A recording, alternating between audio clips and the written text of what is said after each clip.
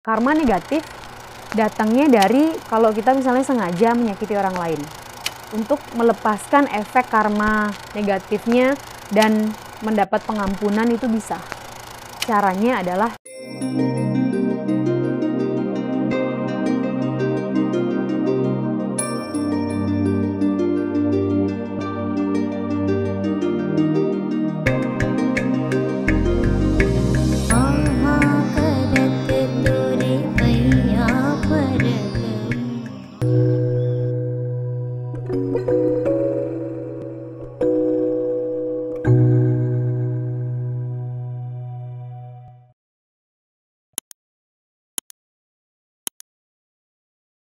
Om Swastiastu, Assalamualaikum warahmatullahi wabarakatuh, Shalom Nama Budaya, salam kebajikan, salam dahsyat, salam semangat, salam damai bagi kita semua. Para sahabat, selamat datang kembali di channel YouTube Pasraman Bali Healing Spirit. Terima kasih sudah selalu setia dan menonton video dari kami dan semoga bisa memberi manfaat untuk teman-teman semua. Jika video-video di sini bermanfaat, silahkan di-share kepada teman-temannya. Kalau suka boleh like, kalau nggak suka boleh dislike. Kalau ada pertanyaan boleh di komen-komen di bawah ini. Kalau misalnya mau request tentang video apapun yang pengen teman-teman dibuatkan videonya gitu ya. Nanti akan disalin oleh tim PR. Oke, mungkin di saat ini teman-teman sedang menghadapi banyak kerumitan yang terjadi dengan segala perdramaan hidup ini. Cie. Mungkin teman-teman sedang kok sering banget sih ketemu sama orang yang membuat teman-teman tuh kesel. Kok sering banget sih ketemu dengan orang-orang yang membuat teman-teman tuh akhirnya teruji ketahanan batinnya karena harus belajar sabar. Kadang-kadang malahan didatangkan menjadi orang-orang terdekat. Yang biasanya itu orang-orang yang menguji kita didatangkan sebagai orang-orang dekat. Misalnya suami, istri, anak, orang tua, mertua, ipar. Jadi deket-deketan. Kenapa bisa begitu? Nah, dari perspektif yoga, biasanya ini adalah karena keterikatan hutang piutang masa lalu. Jadi, hutang piutang masa lalu ini disebut dengan karma. Kalau teman-teman selama ini mungkin sering mendengar tentang karma. Karma, oh ya kamu kena karma tuh. Bukan begitu ya. Karma ini adalah siklus yang sedang saat ini kita lalui untuk kita seimbangkan. Jadi, kalau bisa kita umpamakan, kalau teman-teman misalnya meminjam uang kepada teman-temannya, yang dikembalikan itu berupa apa? Berupa ayam? Sapi? Biasanya dikembalikan balik adalah uang. Kalau teman-teman meminjam barang dari temannya, maka yang dikembalikan adalah barang. Kembalikan lagi kepada orang itu. Sama. Jadi nggak mungkin kita minjem sama siapa, kemudian dikembalikan dengan orang lain. Itu nggak mungkin begitu. Kepada siapa kita minjem, kepada itu kita mengembalikan. Nah, kalau bentuknya barang, kan mudah kita analisa. Kepada siapa dan berapa jumlahnya, akuntabilitasnya bisa dihitung, bisa diukur dengan kasat mata, bisa ditimbang dengan berat. Tetapi, kalau ngomongin tentang karma, yang terjadi adalah muatan rasa. Jadi, muatan rasa inilah yang terus bertukar-tukar di saat kita melalui proses perjalanan hidup dan karma ini. Jadi, karma itu have no gender. Karma itu tidak punya konotasi baik atau konotasi tidak baik. Dia hanya mengikuti pola mana yang harus dia seimbangkan. Jadi tidak ada istilah membuli orang lain nih karena karma lu gitu, nggak ada. Karena istilahnya karma itu nggak ada yang baru jelek baru kena karma, yang bagus tuh bukan karena karma tuh nggak gitu. Jadi dia sifatnya seimbang dan mengikuti yang manapun harus didapatkan. Kalau memang yang didapatkan harus bagus, maka karmanya bagus. Kalau misalnya tidak, maka karmanya tidak bagus. Karena hanya mengembalikan apa yang kita pernah berikan. Karena hanya memanen apa yang pernah kita tabur.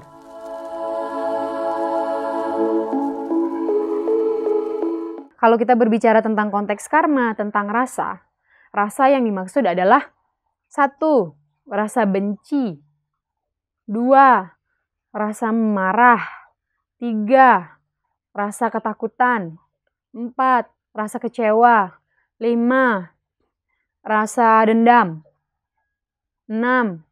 Rasa bahagia. Jadi semua rasa-rasa ini mengandung muatan yang kalau kita tidak selesaikan, dalam konteksnya tidak kita kembalikan ke netral, maka akan tersimpan sebagai sebuah investasi yang mau tidak mau akan kita selesaikan besok, lusa, bulan depan, tahun depan, 10 tahun lagi, atau next life. Jadi, account-nya nambah terus. Kalau diselesaikan sekarang, nggak ada investasi di account itu.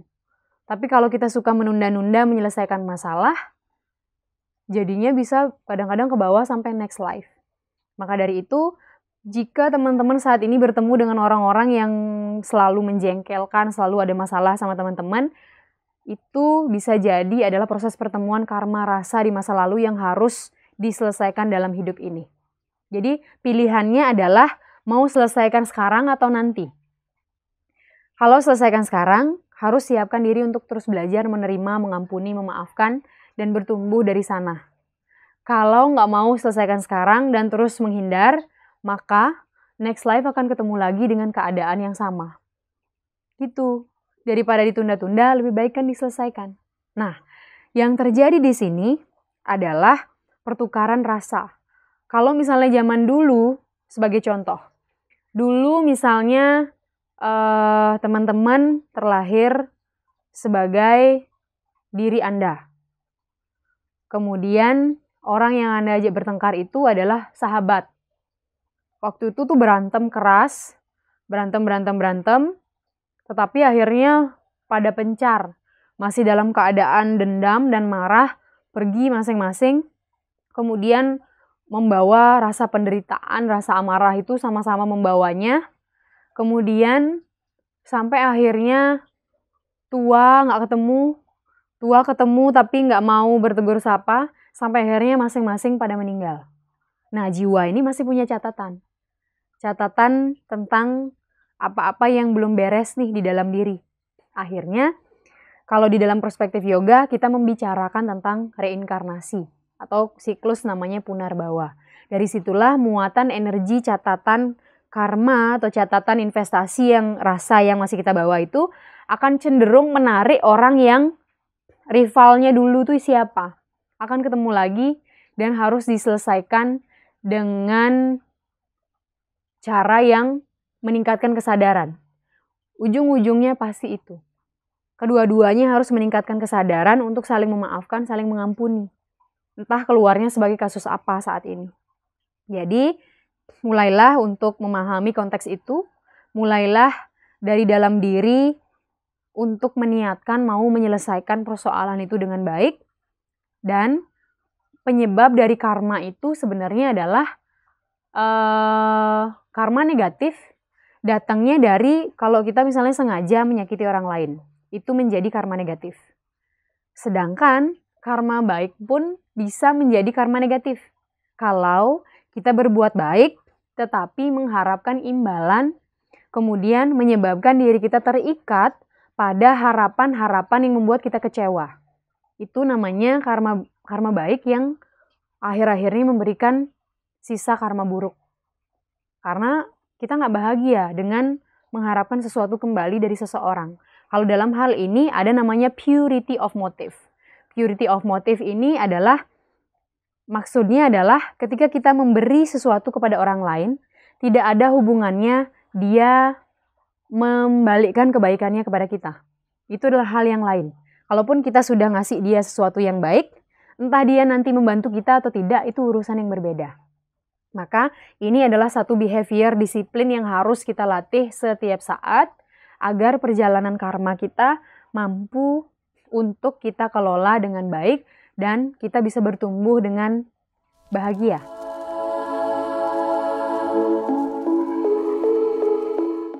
Karena sesungguhnya teman-teman, kebahagiaan yang paling sejati itu adalah nggak punya rahasia. Tidak ada hal yang kita rahasiakan, yang kita tutup-tutupi dari orang lain.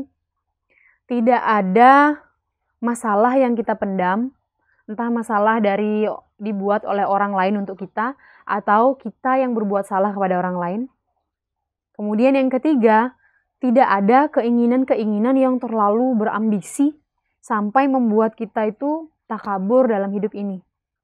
Jadi berusaha, tetapi melakukan yang terbaik, tetapi hasilnya kita serahkan sebagaimanapun itu, kita percayakan kepada semesta untuk menghitung hasilnya yang wajar untuk kita, yang pantas untuk kita. Karena satu-satunya tugas untuk kita adalah memantaskan diri. Dan kalaupun misalnya hari ini teman-teman masih banyak proses siklus karma masa lalu yang belum selesai, di Pasraman ada namanya Healing Caring. Kalau misalnya teman-teman sedang dalam persoalan yang berat, boleh ikuti program Healing Caring itu. Bisa langsung kita berkomunikasi secara virtual. Kemudian setelah itu biasanya teman-teman bersihkan proses karma di masa lalu dengan tapa brata. Kalau ada yang bertanya, bisa nggak sih karma masa lalu itu dihapuskan? Nah, bahasa dihapuskan itu mungkin terkesannya itu terlalu instan, terlalu tidak bertanggung jawab. Tetapi yang bisa sebenarnya adalah dilepaskan. Karena semua pengaruh dari karma masa lalu yang sekarang teman-teman temui di siklus kehidupan di rumah tangga, di keluarga yang terjadi, bahkan di pekerjaan yang terjadi, itu semua karena siklus karma yang terlalu berat, yang perlu teman-teman lepaskan dengan menaikkan kesadaran, dan itu bisa dilakukan. Melepaskan efek negatifnya itu bisa. Tapi untuk menghapuskan karmanya secara instan itu nggak bisa. Untuk melepaskan efek karma negatifnya dan mendapat pengampunan itu bisa. Caranya adalah tapa brata. Karena sangat panjang, sangat tidak bisa untuk dijelaskan secara visual, secara verbal, karena harus memang dialami. Sama seperti kita mau bersihkan diri, tahu caranya mandi, tapi kalau nggak mandi, kalau diajarin aja mandi tapi nggak mandi-mandi kan sama aja, belum bersih. Jadi tapa brata itu adalah mandi besar, mandi untuk jiwa dan raga kita. Makanya tidak jarang yang habis tapa brata dari awalnya nangis-nangis dan penuh dengan ketakutan, selesai-selesainya itu glowing dan bahagia. Bahkan kadang-kadang bertanya, kenapa ya saya kemarin ikut tapa brata? Karena saking sudah lepas dari keterikatan karma di masa lalu. Itu tentunya memang semua butuh effort, semua butuh butuh usaha, butuh upaya, butuh kesabaran, butuh latihan. Karena terciptanya karma negatif itu pun semua butuh proses. Maka terciptanya karma baik pun butuh proses yang sama. Demikian tentang karma yang mungkin bisa menjadi sedikit insight, sedikit inspirasi bagi teman-teman semua. Kalau video ini bermanfaat, silahkan di-share. Dan jika ada pertanyaan, boleh tulis di kolom komentar. Dan terima kasih atas semangat teman-teman, para sahabat semua. Semoga selalu sehat, bahagia, berkelimpahan. Saya mohon maaf apabila terdapat kesalahan. Terima kasih. Om Santi, Santi, Santi Om. Assalamualaikum warahmatullahi wabarakatuh. Shalom, nama budaya. Salam sejahtera, salam kebajikan. Untuk kita semua. Thank you.